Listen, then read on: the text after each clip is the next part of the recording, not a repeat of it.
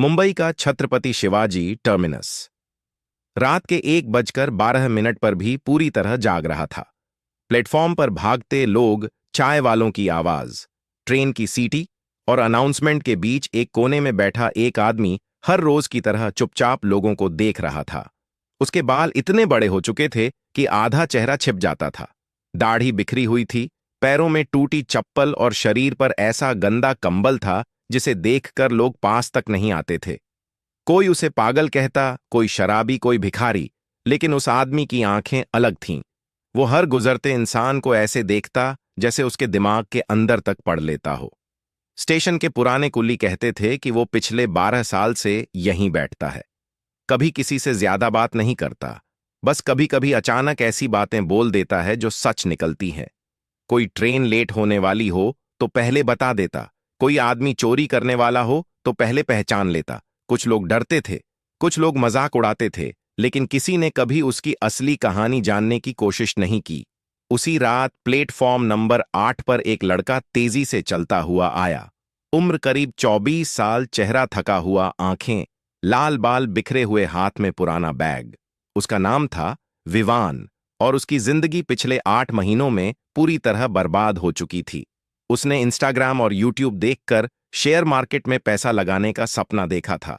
हर जगह उसे यही दिखाया गया था कि 18 साल की उम्र में करोड़पति बनो, सिर्फ मोबाइल से पैसा छापो, एक ट्रेड और जिंदगी सेट। शुरुआत में उसने 15,000 लगाए और अचानक 42,000 बन गए। उसी दिन उसके अंदर लालच पैदा हुआ। उसे लगा वो जीनियस है। उसने दोस्तों से पैसे लिए, मां के गहने गिरवी रखे और फिर ऑप्शन ट्रेडिंग में कूद पड़ा। पहले एक दिन में 70,000 कमाए, फिर अगले ही हफ्ते 4 लाख डूब गए, लेकिन वो रुका नहीं। उसे लगा अगला ट्रेड सब वापस ला देगा और यही सोच इंसान को खत्म करती है। उसने लोन लिया, क्रेडिट कार्ड इस्तेमाल किया, हर रात चार्ट देखता, हर सुबह डर के साथ उठता। धीरे धीरे उसका दिमाग टूटने लगा। एक दिन बैंक वाले घर पहुंच गए। पिता ने पहली बार उसे थप्पड़ मारा, मां रोती रही, बहन ने बात करना बंद कर दिया और आज वो आखिरी बार स्टेशन आया था क्योंकि उसने फैसला कर लिया था कि अब सब खत्म करना है। वो ट्रेन के सामने कूदने वाला था, तभी पीछे से आवाज आई, जो आदमी पैसा हारकर मरना चाहता है उसने कभी पैसा कमाने का असली मतलब समझा ही नहीं। विवान ने गुस्से में पीछे देखा। वही भिखारी खड़ा था। उसकी आंखें सीधे विवान के चेहरे पर टिकी थीं। विवान चिल्लाया, तू क्या जाने शेयर मार्केट क्या होता है? तू तो खुद भीख मांगता है। भिखारी हल्का सा हंसा, फिर बोला, मार्केट में सबसे खतरनाक आदमी वो नहीं जो गरीब है, सबसे खतरनाक वो है जिसे जल्दी अमीर बनने की बीमारी लग जाए। विवान चुप हो गया, क्योंकि ये लाइन सीधे उसके दिल में लगी। भिखारी ने जेब से एक मुड़ा हुआ पुराना अखबार निकाला। उस पर एक कंपनी का नाम लिखा और बोला, अगर मरने का इतना ही शौक है तो पहले इसे खरीद कर देख। विवान हंस पड़ा। उसे लगा ये पागल है, लेकिन अब खोने को बचा ही क्या था। अगले दिन उसने अपने दोस्त से 10,000 उधार लिए और वो शेयर खरीद लिया। 3 महीने तक कुछ नहीं हुआ, लेकिन चौथे महीने अचानक वो शेयर ऊपर भागने लगा। 10,000 के 38,000 हो गए। विवान के होश उड़ गए। वो तुरंत स्टेशन भागा और उस भिखारी के सामने जाकर बैठ गया। उसने पूछा, तुम हो कौन? भिखारी ने कहा, नाम जानकर क्या करेगा, नाम से लोग सिर्फ घमंड पालते हैं। उस दिन के बाद विवान रोज स्टेशन आने लगा और वहीं बैठकर उस भिखारी से बातें करता। धीरे धीरे उसे एहसास हुआ कि ये आदमी पागल नहीं है। ये शेयर मार्केट को ऐसे समझता है जैसे कोई डॉक्टर इंसान का शरीर समझता है। वो चार्ट देखकर नहीं, कंपनी की सोच देखकर निवेश करता था। वो कहता था, जिस कंपनी का मालिक ईमानदार हो उसका शेयर देर से सही लेकिन ऊपर जरूर जाता है। वो कहता, गरीब आदमी पैसे की कीमत नहीं समझता, इसलिए पैसा उसके पास टिकता नहीं। वो कहता, जब पूरा बाजार डर रहा हो तब अमीर लोग खरीद रहे होते हैं।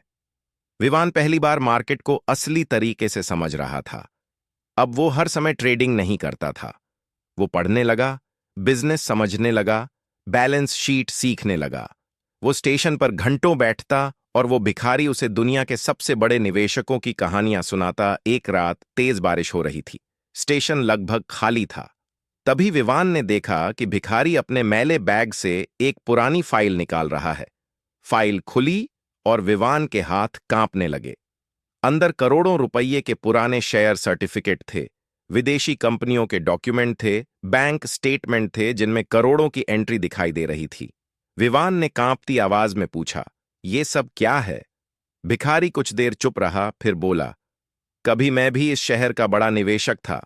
विवान की आंखें फैल गईं। भिखारी ने आगे कहा, साल 2001 में लोग मेरे ऑफिस के बाहर लाइन लगाते थे, टीवी चैनल इंटरव्यू लेने आते थे। मैंने 50,000 से शुरुआत करके 62 करोड़ बनाए थे। विवान को विश्वास नहीं हुआ। उसने पूछा, फिर आज ये हालत कैसे? भिखारी की आंखें भर आईं। उसने धीरे से कहा, घमंड। फिर उसने अपनी कहानी शुरू की।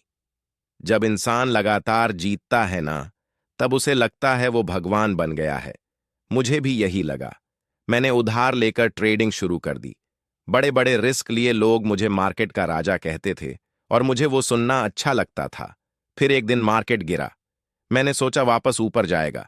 मैंने और पैसा लगाया, फिर और गिरा। फिर मैंने सब कुछ दांव पर लगा दिया और सिर्फ 17 दिनों में मैं सड़क पर आ गया। विवान बिना पलक झपकाए सुन रहा था। भिखारी बोला, उस दिन समझ आया कि शेयर मार्केट सिर्फ पैसा नहीं, इंसान का असली चेहरा दिखाता है। उसने बताया कैसे उसके दोस्त गायब हो गए, कैसे रिश्तेदारों ने मुंह मोड़ लिया, कैसे उसकी पत्नी बेटी को लेकर चली गई और कैसे वो एक रात इसी स्टेशन पर आकर बैठ गया क्योंकि उसके पास कहीं जाने की जगह नहीं बची थी। विवान की आंखों में आंसू आ गए। उसने पहली बार महसूस किया कि मार्केट सिर्फ चार्ट और कैंडल नहीं है, ये इंसान के दिमाग और लालच का खेल है। उस दिन के बाद विवान पूरी तरह बदल गया। उसने छोटे छोटे निवेश शुरू किए, नौकरी की, हर महीने एसआईपी डाली। उसने ट्रेडिंग छोड़ दी और लंबी सोच अपनाई। 5 साल धीरे धीरे गुजर गए और वही विवान जिसने एक दिन मरने का फैसला किया था, अब करोड़ों का पोर्टफोलियो संभाल रहा था। उसने अपने पिता का कर्ज चुकाया, मां के गहने वापस लाए, नया घर खरीदा, लेकिन वो हर रविवार स्टेशन जरूर जाता क्योंकि उसके लिए वो भिखारी कोई साधारण आदमी नहीं था, वो उसकी जिंदगी का सबसे बड़ा गुरु था।